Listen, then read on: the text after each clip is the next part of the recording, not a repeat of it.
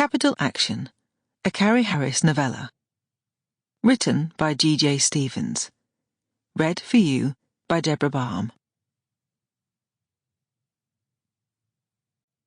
Chapter 1.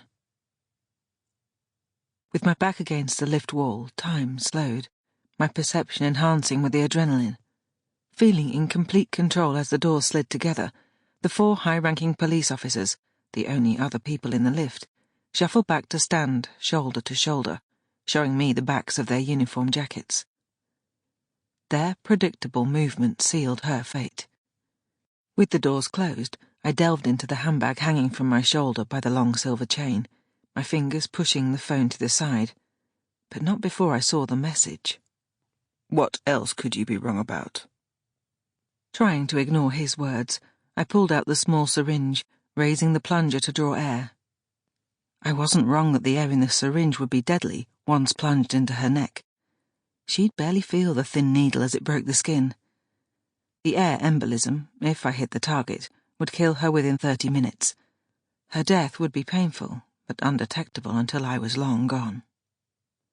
I was right that a mass murderer stood in front of me, a killer of cops, of colleagues, of friends. But could I be wrong about which one had orchestrated the deaths? The lift rose by a single floor, the lights by the door flashing to level 2. With 2 more, the window of opportunity would end.